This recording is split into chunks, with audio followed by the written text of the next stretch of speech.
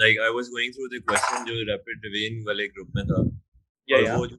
वो जो zinc oxide वाला था कि वो crystallize to crystals चाहिए थे pure तो sir Yeah. pure sorry transition metals के oxides सारे insoluble होंगे oxides सारे So oxides are insoluble for our syllabus, uh, except for SNAP. So those are the only oxides that are soluble in our syllabus. Transition metals, one particular oxide. In fact, there are three oxides that you need to know a little bit about. So, for example, there's the copper 2 oxide, CuO. CuO, you need to know that it is black. It's quite less reactive. So when you're going to, in fact, not that less reactive, but when you're going to react it with acid, because it's a metal oxide, it is basic oxide. When you're going to react it with acid, then you need to heat it up. The second thing is that we use copper 2 oxide, black powder, to get copper metal out. So it's a redox reaction. You can call it a redox reaction. You can call it a displacement reaction. What you do is you take hydrogen, you pass hydrogen over it. I can show you the setup like something like you have copper 2 oxide over here. All right. So this is black solid, and you pass hydrogen gas into this tube. You obviously have to heat it up. Now, many questions can be asked about this. So, for example, one question could be, why don't you heat hydrogen gas? And the answer is that hydrogen is explosive. Now, what happens next is that this goes into the water. So you have this hole coming into the water. So there it goes, and then you have something like this. So this is sealed. So this is water, and then you have a flame here. Okay, so this is flame.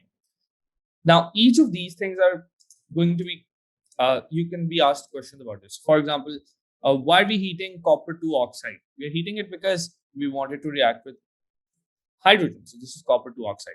Similarly, what gas is coming into the water? Once hydrogen reacts with copper 2 oxide, what gas is coming in? So it is steam. So that's one. So, and in fact, that's a question that some students, you need to really focus on this. So you have copper 2 oxide reacting with hydrogen. Why does this reaction occur? It occurs because hydrogen is more reactive. Uh, what is the gas coming in over here? So there is steam, definitely, but there's also extra hydrogen. So if hydrogen is in excess, that will also come in here, which means that this flame is going to help us over there. We are going to burn up the remaining hydrogen because we don't want to give hydrogen into the atmosphere. It's much better to burn it and make water. So those are some questions that we have. Similarly, two other transition metal oxides. So there's the iron 2 oxide, iron 3 oxide, in fact. This is rust. This is present in rust. So how it forms is you need damp conditions. So that's important. You need water. And iron will react with oxygen to produce this. All right, so Fe2O3. There you go. So you can just balance this equation. So this is, I think, 4 Fe and 2 Fe2O3. Yeah. So this is balanced. Now, how do you extract iron oxide from there? So it is a displacement reaction again.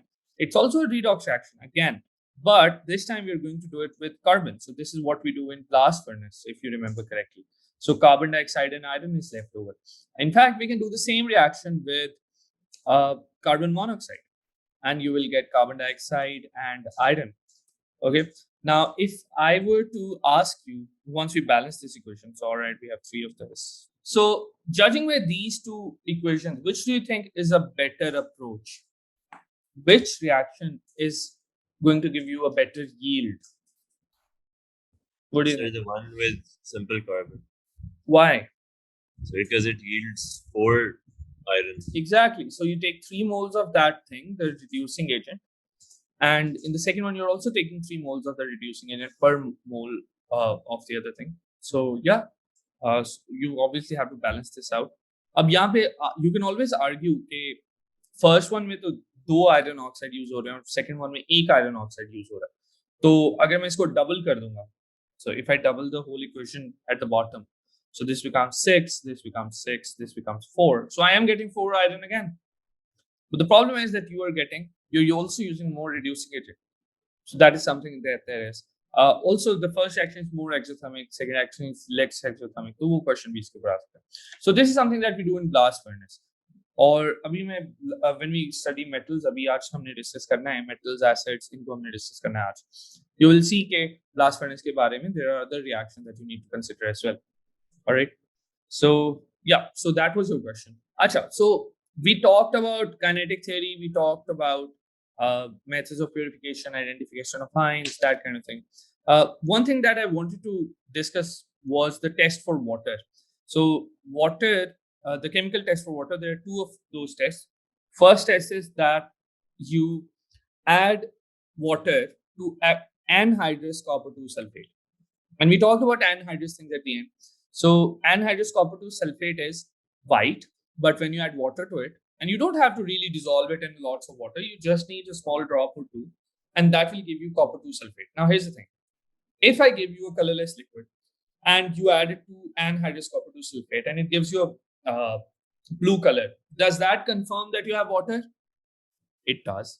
Does that confirm that you only have water? Sir, maybe there is something else to usko blue color. Exactly. So it could be something mixed with water that is not reacting with copper 2 sulfate.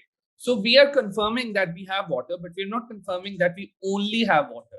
So to check whether it's only water, we do the purity test. We melt it. It should, we freeze it. It should freeze at 0. We boil it. It should boil at 100.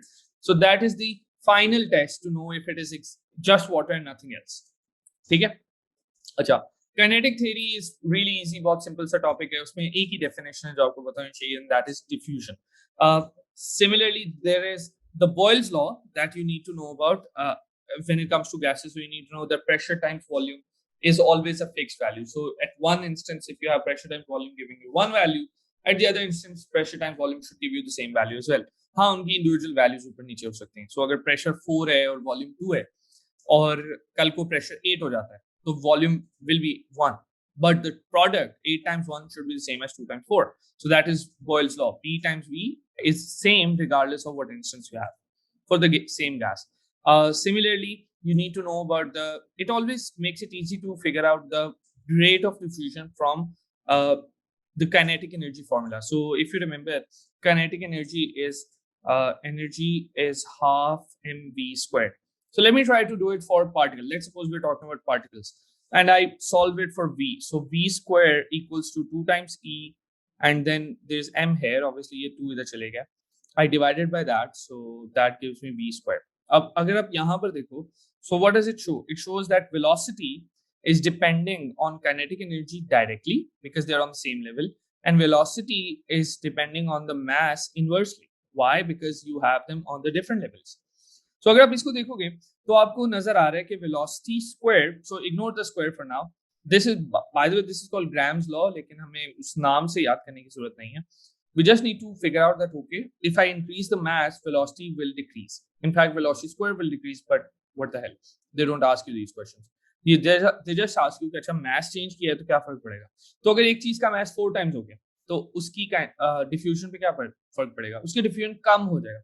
कितना कम होगा ये नहीं पूछता वो, लेकिन आपको ये पता होना चाहिए कि वो कम हो जाएगा. Similarly, energy कहाँ से आती है? This is kinetic energy of particles, okay, which comes from temperature. So this is related to temperature. Average kinetic energy of all the particles, that is what temperature tells you. So अगर temperature आप बढ़ा देते हैं तो why is it the rate of diffusion increases? It increases because they have high kinetic energy at particle level and you have a high rate of diffusion. So that is one fact that they ask you about. Similarly, atomic structure chapter में they will ask you about the symbol. So अगर मैं आपको एक symbol दे देता हूँ कि I have AU79284. So this symbol, what does it mean? It means that number one, आपको पता होना चाहिए कि यहाँ पे 4 जगह होती हैं. There's this spot which is empty at the moment. This is going to give you the charge. This is going to give you number of these particles. This is your proton number. This is your mass number. ठीक है. और mass number हमें बताता है कि protons and neutrons कितने हैं, और charge हमें बताता है कि उस पे protons and electrons का कितना फर्क है. उसमें 2 formulas हैं. We talked about those formulas earlier on as well. That first formula is mass is neutrons plus protons, and charge is protons minus neutrons. So these 2 formulas always help us figure out the things that are in there.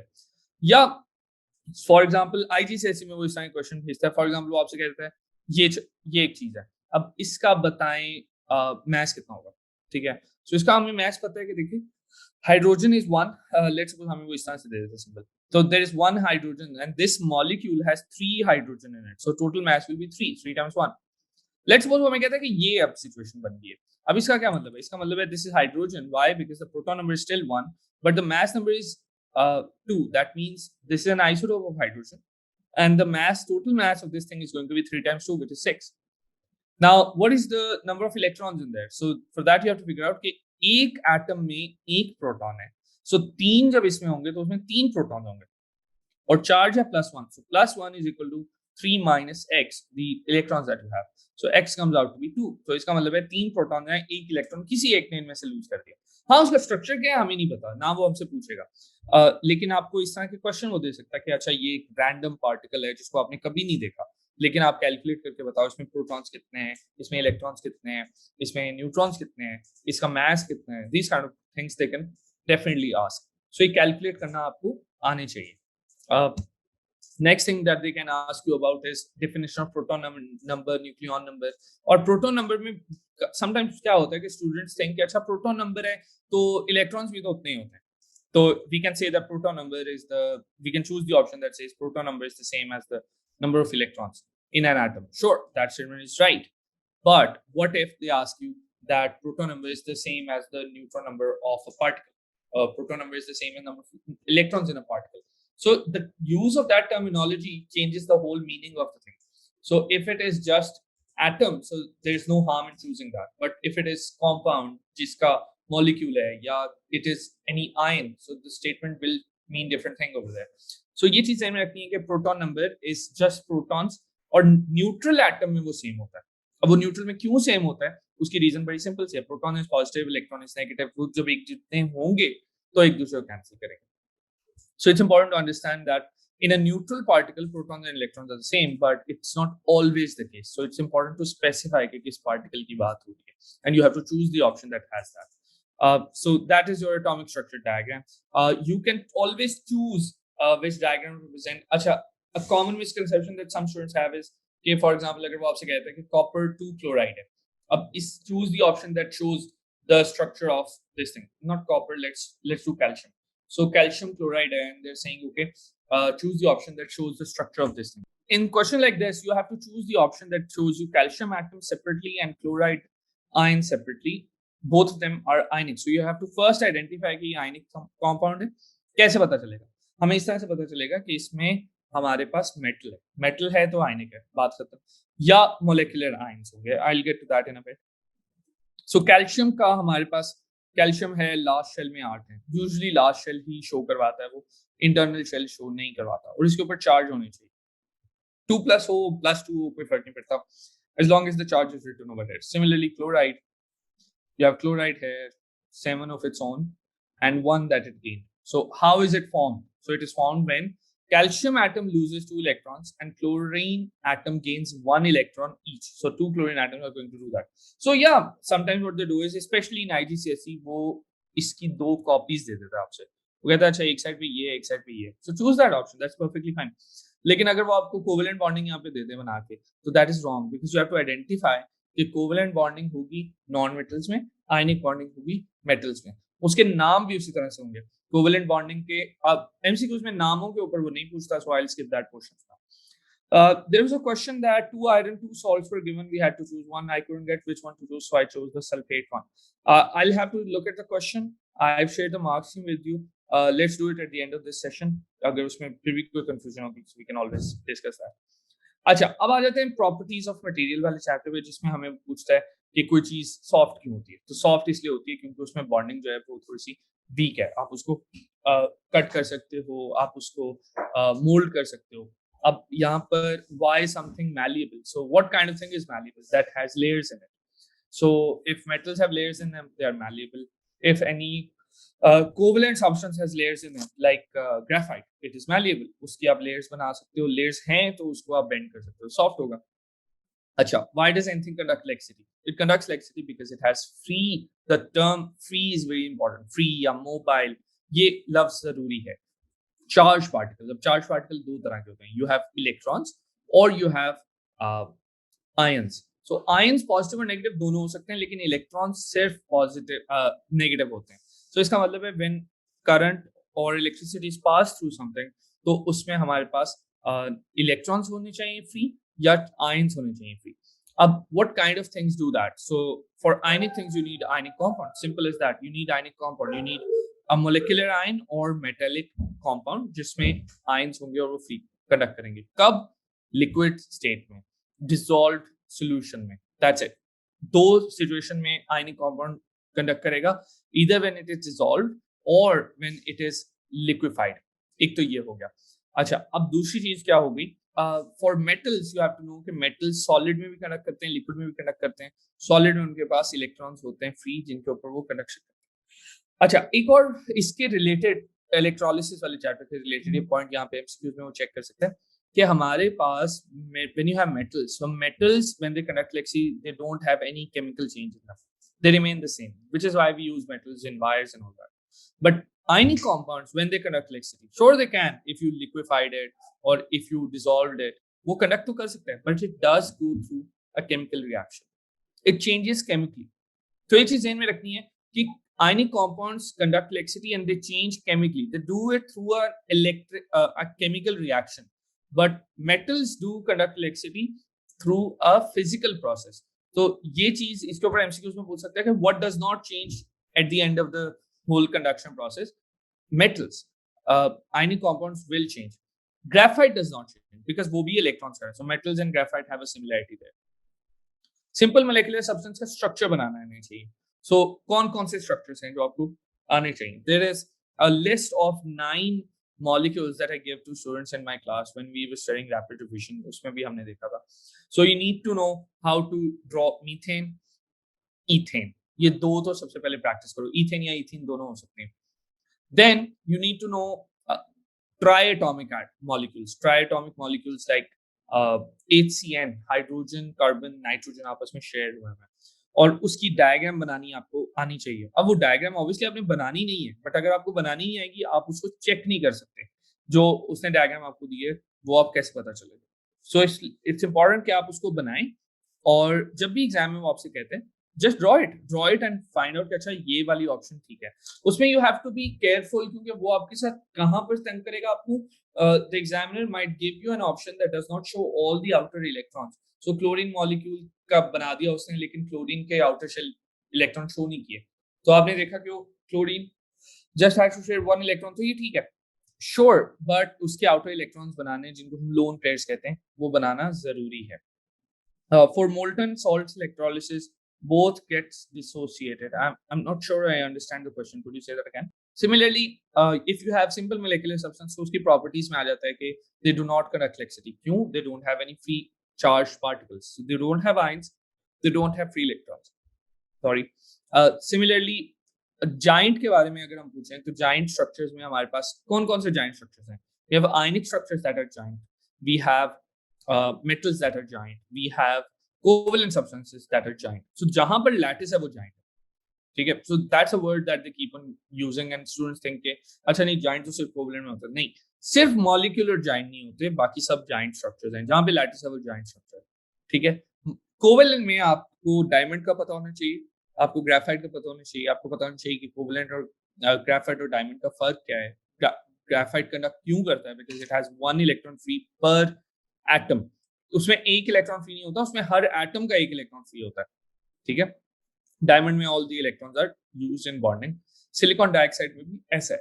अच्छा, sometimes वो they ask you to figure out the formula from the diagram. So how do you do that? You simply look at how many of that particular atom you have connected to how many of the other things. So you count them and then you found the ratio.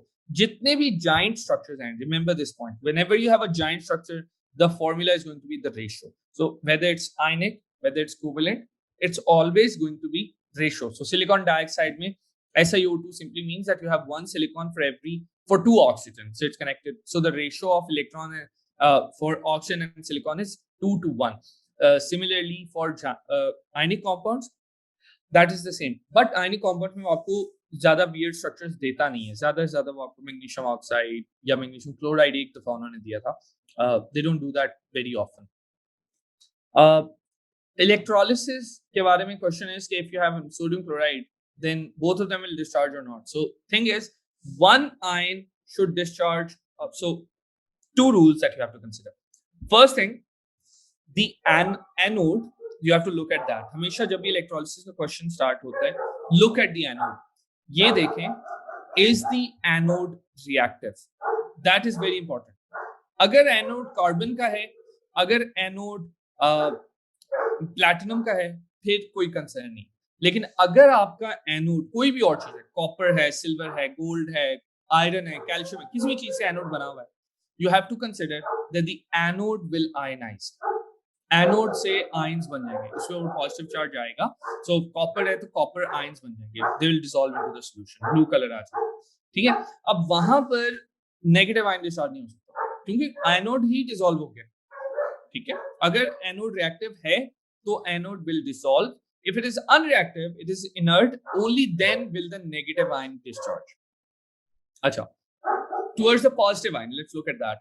At the positive ion, what happens is that you are always going to get the positive ion that is least reactive, it will discharge. So in the case of sodium chloride, you just have sodium and chlorine. So let's suppose I am doing sodium chloride with carbon electrodes. So मेरा electrode reactive नहीं है ना, तो एक side पे sodium discharge हो जाएगा, एक साइड पे क्लोरीन डिस्चार्ज हो जाएगा.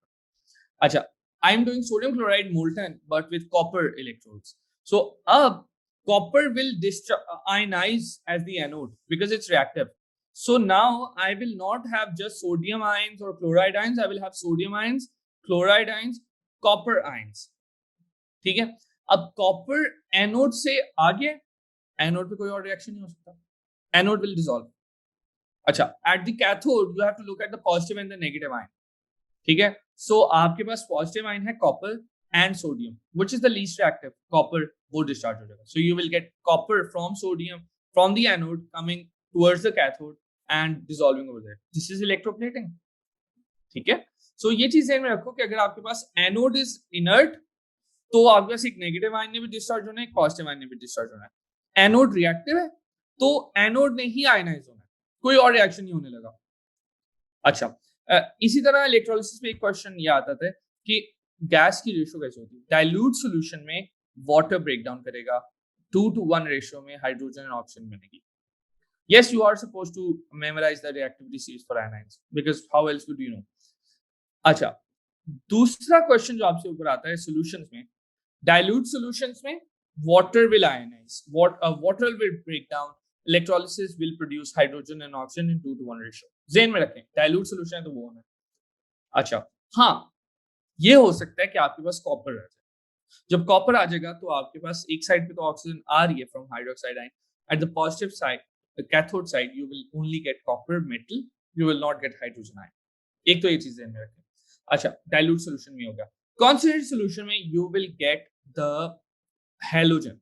आपको सल्फेट का क्वेश्चन नहीं आने लगा कॉन्सेंट्रेट, नाइट्रेट का क्वेश्चन नहीं आने लगा कॉन्सेंट्रेट में आपको, लेकिन ये क्वेश्चन आ सकता है that you have HCl concentrated, उसका इलेक्ट्रोलिसिस कैसे होगा. तो उसका इलेक्ट्रोलिसिस इस तरह से that you are going to get hydrogen on one side and chlorine on the other side, 1:1 ratio, because it's the acid that breaks down. HBr है, HI है, that is the one that's going to break down because you have concentrated solution.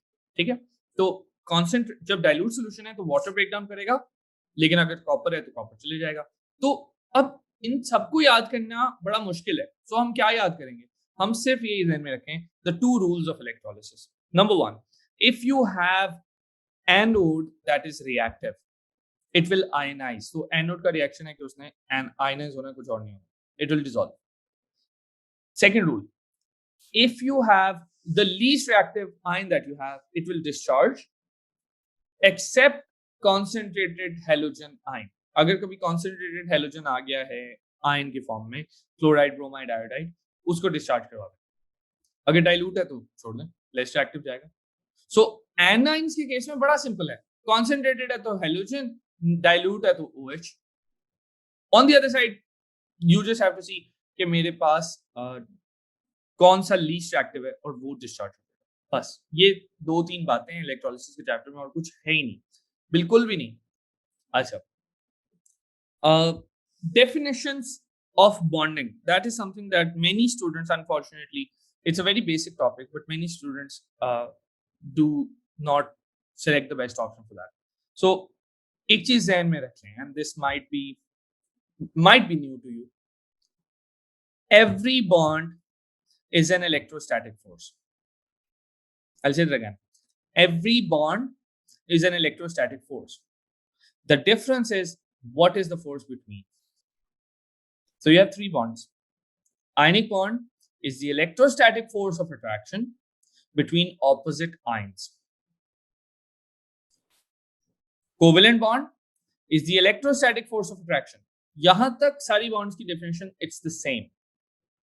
Covalent bond is the electrostatic force of attraction between shared electrons and nucleus. Nuclei कह लें आप, दो nucleus होता है. Metallic bond is the electrostatic bond or electrostatic force of attraction between cations and free electrons. So the difference is आपके पास ionic है, covalent है और metallic hai. They are all three kinds of bonds. They are all the same in the sense that they are electrostatic force of attraction. Ionic के case में it is between negative and positive ions. So इनके बीच की जो force है, जो इनके बीच में इनको attract करती है, that is your ionic force, ionic bond. ठीक है, electrostatic force of attraction between oppositely charged ions. Covalent के केस में you have something like, let's suppose hydrogen atom बना लेते हैं. So where is the bond? The bond is over here. ये दोनों electrons देख रहे हैं. These are the shared electrons. They're being attracted by this nucleus and they're being attracted by this nucleus. This is the covalent bond. In the case of metallic bond, you have these layers. So 3 layers बनाते हैं usually. Pick the one that has 3 layers. उसमें randomly electrons distributed होने चाहिए. Random होना बहुत जरूरी है. अगर एक order में होंगे तो वो pick नहीं करनी. और यहाँ पर these positive ions and the force of attraction here देख रहे हैं. हर आयन की हर चार्ज के साथ जो अट्रैक्शन है, this is metallic bond.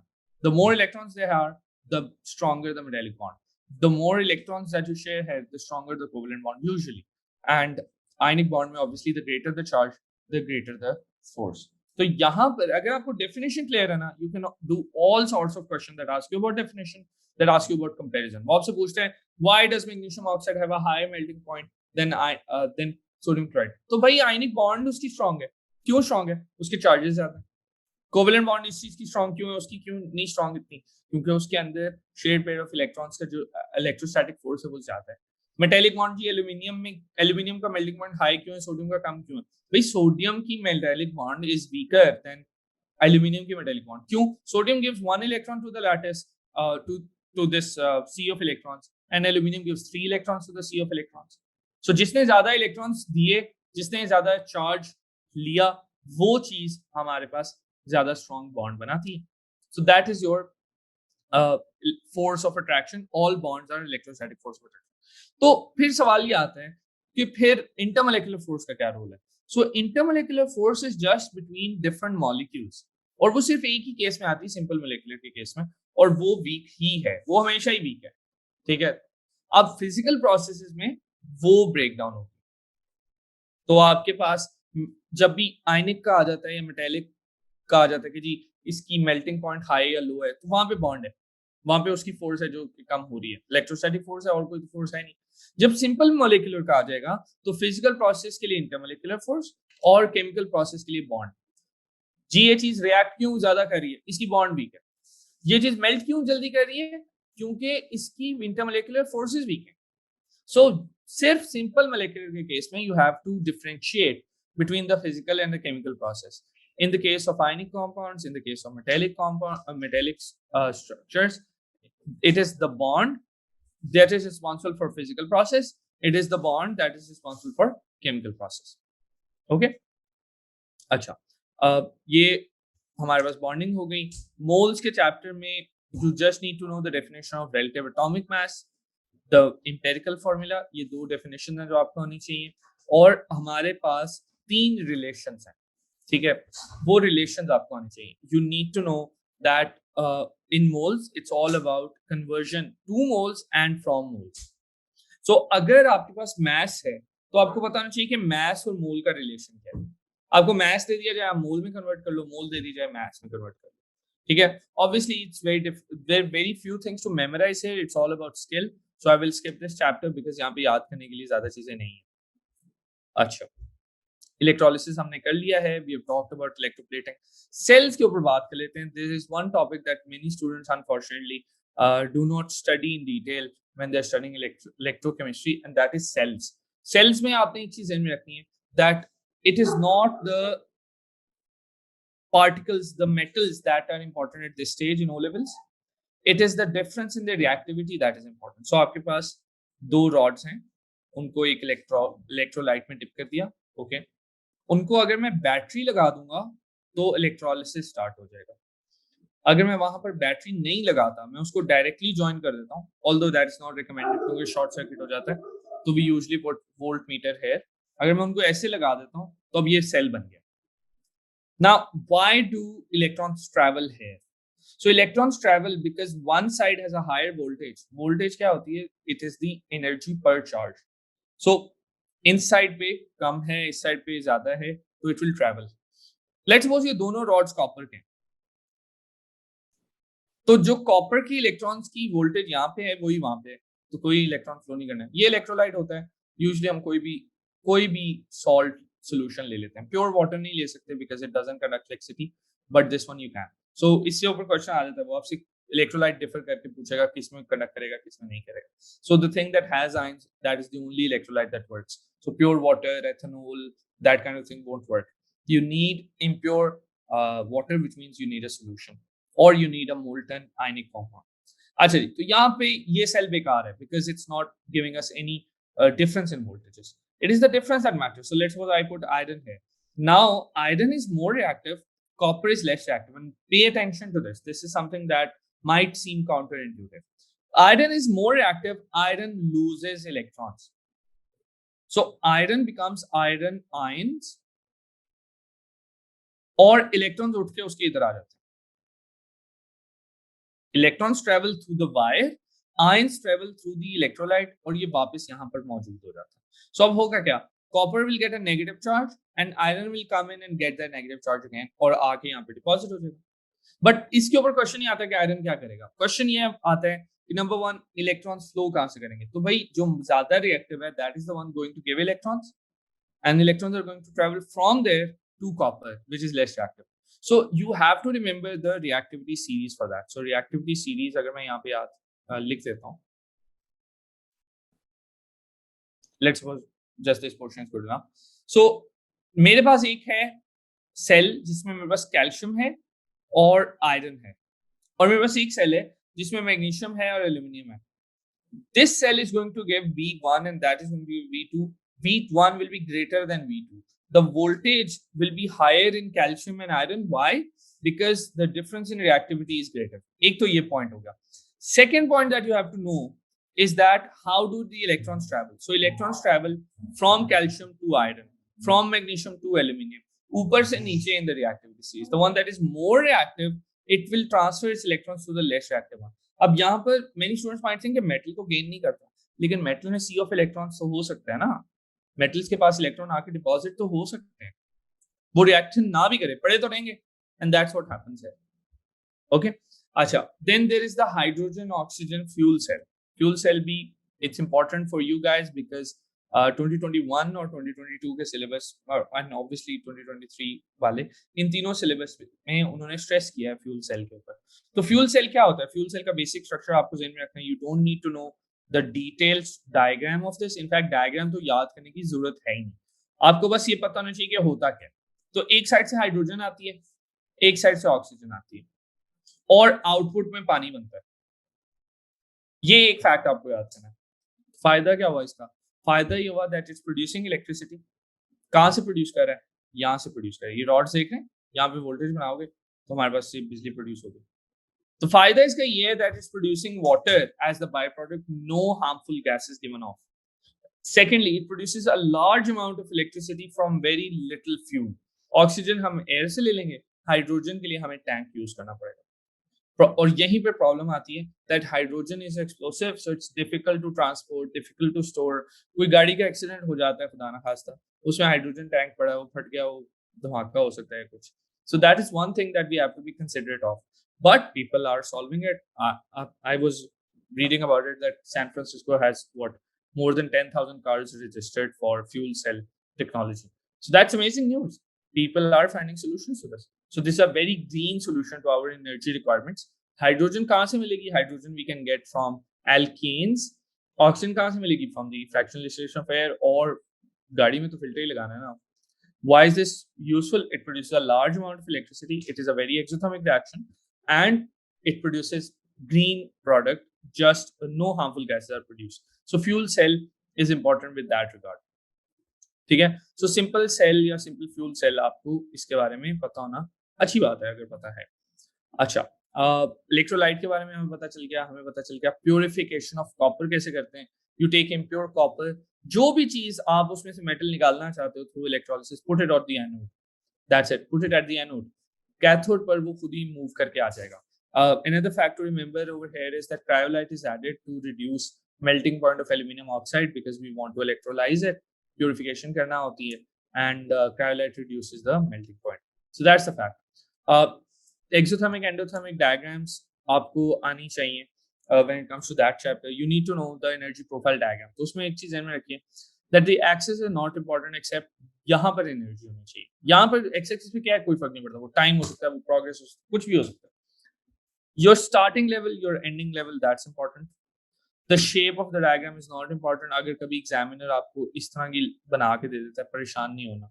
It's perfectly fine. It means the same thing. वो आपको ये उठा के दे देता है तो भी परेशान नहीं होना. It's not the shape of the graph that matters. It is the ये जो उतार चढ़ाव है ना, that is what's important. So this is your reactant, this is your product. This level is important. So as long as product is at a lower level, it's exothermic. As long as product is at a higher level, it is endothermic. तो अगर ये ऊपर है तो endo है, which means the reaction has overall gained energy. So इसका arrow जो है वो one-sided arrow होता है. That's an important point. If you have an option in which you have double arrows, do not pick that option. It's always one-sided arrow. Your starting to the top is activation energy. So activation energy is start to top, the highest point. And then you have delta H. It is always start to end. ठीक है. इसको usually हम याद कराने का एक बड़ा simple सा तरीका होता है that we say कि start to top is activation energy and start to stop is delta H. So one is start to stop and one is start to stop. So it's totally your choice, whatever method you prefer. So you can always pick this up. Now, if a reaction is exothermic in the forward direction, it is endothermic in the backward direction. Backward reaction के लिए I'm going to use the red arrows. So this one is the backward delta H and this one is the backward activation energy. Similarly, this one is backward activation energy and this is backward delta H. The definition of activation energy and delta H is still the same. और ये definition भी वो पूछ रहा था, what is activation energy? Is the energy required to start a reaction. क्यों कहाँ पे use होती है? It is the energy required to break the initial bonds. Only then they start to react. अच्छा, delta H क्या होता है? It is the difference in energy of the reactants and the products. ठीक है, ये चीज ध्यान में रखिएगा. It is the difference in energy or the bond energies of products and the reactants. So product में से अगर आप reactants को minus कर दो, आपके पास delta H आ जाता है. अगर reactant बड़े हैं, ज्यादा energy है, तो exothermic हो जाएगा. अगर reactant में कम energy है, तो endothermic हो जाएगा. Combustion of fuels is important. You need to know that wood, coal, oil, natural gas, hydrogen. ये 5 fuels हैं जो कि हम burn करते हैं. Wood, coal, oil, natural gas and hydrogen. ठीक है, ये 5 fuels हैं जो हम burn करते हैं. अच्छा, इनमें से all of them when they burn they produce steam. Carbon based one, natural gas, oil, wood, ये कार्बन डाइऑक्साइड भी बनाते हैं. इनकम्प्लीट कंबशन में कार्बन मोनोऑक्साइड बनती है. ठीक है, यू नीड टू नो कि हम इलेक्ट्रिसिटी डायरेक्टली बना सकते हैं by using hydrogen and oxygen in a fuel cell. You don't need to know कि हमें हाइड्रोजन को बर्न करने से एनर्जी मिलती है. आप डायरेक्टली इलेक्ट्रिसिटी भी बना सकते हो. तो hydrogen is a fuel that you can use either to produce heat directly by burning it or to produce electricity by using a fuel cell. Fuel cell की कंस्ट्रक्शन, उसकी डायग्राम, वो कैसे होता है, क्या होता है, बिल्कुल कुछ नहीं पूछता वो. हाँ, एडवांटेजेस डिसएडवांटेजेस पूछ सकता है. तो इसका मतलब हुआ hydrogen is a useful fuel for 2 reasons. You produce heat और you produce electricity. And oil, natural gas, wood, ये वो सारे they are only going to produce heat. अब ऑब्वियसली आप यहाँ पे आर्ग्यू कर सकते हो कि नहीं उससे भी तो बिजली बनाते हैं, तो वही जो बिजली बनती है वो बेसिकली पानी को हीट करते हैं, उससे बनती है। अच्छा, natural gas is a fuel. Natural gas की डिटेल आपको ये पता होनी चाहिए that it's mainly methane. How much percent doesn't matter, how much percent doesn't matter, ठीक है। So safe this is going to be half an hour more. So natural gas में आपको ये पता होना चाहिए that it's mainly methane, but it does have other impurities in there, ठीक है। Similarly, crude oil is a source of energy. Crude oil में you have 6 fractions that you need to know about. So in that order, that's very important. So how do you know that? Go to page 18 of your syllabus और वहाँ पर पूरी list दी हुई है with the uses. So लिखा हुआ है that petrol is used as fuel for cars, naphtha as feedstock for chemical industry. इसका मतलब क्या है कि you can use naphtha to make hydrogen, you can use naphtha to make plastics, you can use naphtha for many other chemical processes. Paraffin as fuel for heating and cooking and for aircraft engines. So paraffin के दो uses हैं. Diesel as fuel for diesel engines, lubricating oil as lubricants, and to make polishes and wax, and bitumen for making roads. तो ये हमारे पास 6 process हो गए। एक आखिरी सोर्स ऑफ एनर्जी जो हमारे पास है दैट इज फोटोसिंथेसिस। कि photosynthesis is where you absorb electricity and that then simply gives you you use sunlight and that energy stored in photosynthesis to produce it. Acha, the question is, if hydrogen is really reactive, why can't we use it as fuel on its own? We do. We use hydrogen as fuel to produce heat, and that heat is then used to make steam, or उससे हम turbines वगैरह connect करते हैं. But hydrogen is more expensive than other sources, so इस वजह से हम उसको prefer नहीं करते. ठीक है. Hydrogen used to make electricity is a much better option because it produces a more like उसकी percentage of useful energy थोड़ी ज़्यादा होती है, efficiency ज़्यादा होती है in electrical processes. ठीक है. So that's your energy from chemical chapter.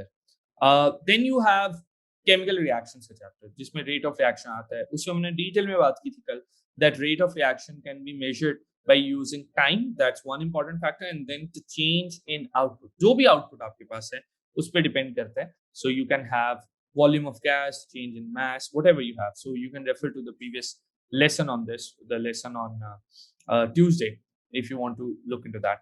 Catalyst के बारे में आपको definition आनी चाहिए, और catalyst की 4 बातें.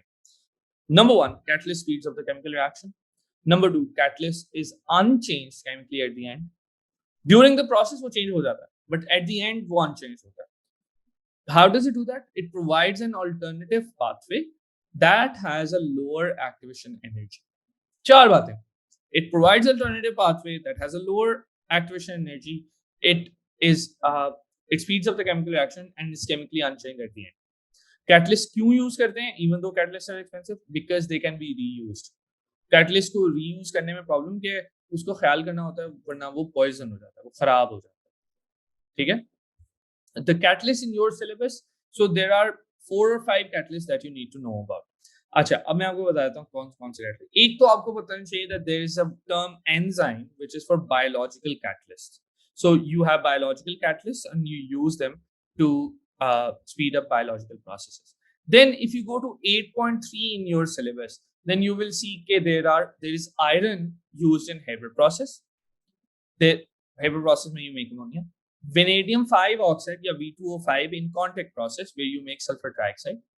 Nickel when you're doing hydrogenation of alkenes. So it's not just for making margarine. Any hydrogenation of alkenes can be speeded up through nickel. ठीक है. So ये 3 आपके पास transition metal के आ गए catalyst. ठीक है. अच्छा, इसके अलावा कौन सा catalyst है जो आपको पता होना चाहिए? आपको पता होना चाहिए that you need catalyst to add steam to ethene. So when you're making alcohols, you need a catalyst there. वो कौन सा catalyst है? You don't need to know. It's an acid. These are the 4 processes. एक catalyst जो आपको नाम पता होना नहीं चाहिए, that is the catalytic converter in the cars. So you don't need to know the name of that catalyst कि कौन सा है, but you do need to know that in catalytic converters you need catalyst. Yes, Sharik. Sir, actually I want to ask कि जो catalysts होते हैं, do they speed up chemical reactions in one direction only, or they speed up backward? In both directions. They speed up the reaction both directions. which is why yield is unaffected through catalyst. It is only the speed of reaction that matters. सही है, Okay? Yield को फर्क नहीं पड़ता उसमें. That's a very good question. Thank you for asking that. Thank you. अच्छा biological catalyst हो गए, इंडस्ट्रियल प्रोसेस में हमारे पास कैटलिस्ट हो गए. आपको रेट ऑफ रिएक्शन मेजर करना आ गया. रिडॉक्स को हमने डिटेल में देख लिया था कल. रिडॉक्स में आपको बस ये देखना है कि reduction is done by a reducing agent. So there are two reducing agents that you need to know about. Potassium iodide, ठीक है, aqueous potassium iodide, and you use a reducing agent to test for oxidizing agent, and you need a oxidizing agent to test for reducing agent. अच्छा, कैसे color change? So potassium iodide goes colorless to brown, and potassium manganate goes purple to colorless, and that is your एक उनमें से reducing agent हो गया, एक उसमें से oxidizing agent हो गया. अगर कोई चीज इन दोनों से रिएक्ट करती है तो वो रिड्यूसिंग और ऑक्सीडाइजिंग दोनों एजेंट है. अगर सिर्फ ऑक्सीडाइजिंग से करती है तो वो रिड्यूसिंग एजेंट है. If it reacts just with the reducing agent, it's an oxidizing agent. If it doesn't react with either of them, it does not take part in a redox reaction. Metals are good reducing agents because they give electrons. Non-metals are good oxidizing agents because they take electrons. So ionic bonding, when it happens, it's a redox process. तो उसको आप relate कर सकते हैं. ठीक है. Hydrogen वाली definition बहुत कम यूज होती है, लेकिन वो ज़हन में रखिएगा दैट इज अ लॉस और gain of hydrogen, that also means redox reaction. Redox को आपको इलेक्ट्रॉन की टर्म में भी पता होना चाहिए. We have talked about reversal reaction, we have talked about Le Chatelier principle last time, and that is it. We will, if you want, we can stop right here and we can have another lesson for acid bases, periodic table, and environmental chemistry. That's the only one that is left now. Organic में बहुत सारी चीजें हैं जो कि मतलब याद करने वाली नहीं है, कॉन्सेप्ट वाली हैं. We have discussed those in detail later on. So we just have one more session that we'll have for this fact sheet or to memorize these things. I feel like that it can be very overwhelming to go through the whole syllabus at once. So we'll have another session and I will announce it in the group and on Instagram whenever we have that. And you can always join it in the live session, or you can always watch the recording later on. So feel free to get in touch if you have any questions or discuss in the groups. I can already see students helping each other out, which is really, really commendable. So good work and good luck.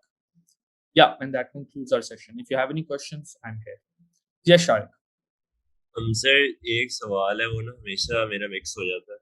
So Yeah, sir there is this question जो कि rapid revision test 4 में भी था कि हमें उन्होंने 4 list किए हुए थे सोर्सेज ऑफ पोल्यूटेंट्स. उन्हें कहा जी Okay. कि nitrogen burning in internal combustion engines produces nitrogen oxide वगैरह वगैरह. फिर उन्होंने कहा कि सल्फर डाइऑक्साइड रिलीज हो रही है. फिर उन्होंने कहा कि एक और चीज थी sir. You're talking about pollutants, right? या और Yeah, एक I'll talk about it in the next lesson. Carbon dioxide. No sir, I'll talk about all the pollutants in the next lesson. Gee, what's your question? बात ये है कि which of these would produce acid rain? Any acidic pollutant will produce acid rain because it dissolves in water. Carbon dioxide carbonic acid बनाता है, but वो क्यों नहीं हो रहा? उसको हम नहीं because carbon dioxide is not considered a pollutant. It's a natural, it's a gas that is naturally available in the air. Sure, Yeah, so- it's अब इस तरह तो हम ये भी कह सकते हैं plants are polluting. Plants are not polluting, they produce carbon dioxide. ठीक है, they reduce carbon dioxide. Yeah, हम pollutants हैं. Obviously, humans are the biggest pollutant, but we breathe and we give off carbon dioxide as a result of the respiration. But carbon dioxide is not a pollutant. It's present in the air naturally. So yeah, ठीक है? so basically only nitrogen oxides and sulfur Nitrogen dioxide, not both nitrogen oxides. Alright, Nitrogen dioxide.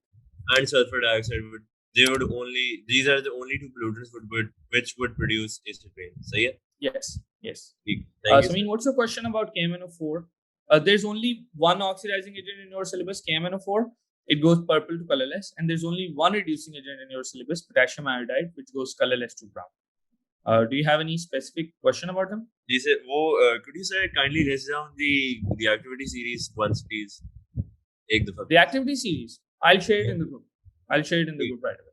Because sir, कई दफे ऐसा होता है कि just a minute. Yes, Sharik, go on.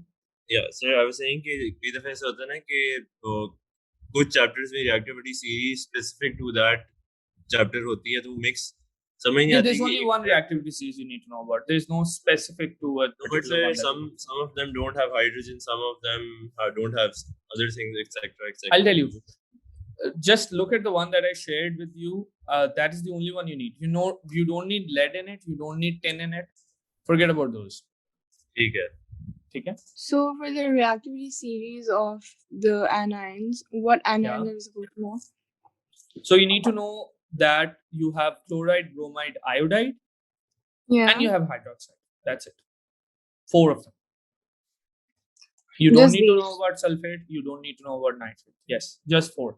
Chloride, bromide, iodide, hydroxide. J order है आपका. And hydroxide is the least reactive. Least reactive. Yeah. Okay, thank you. All right. Okay.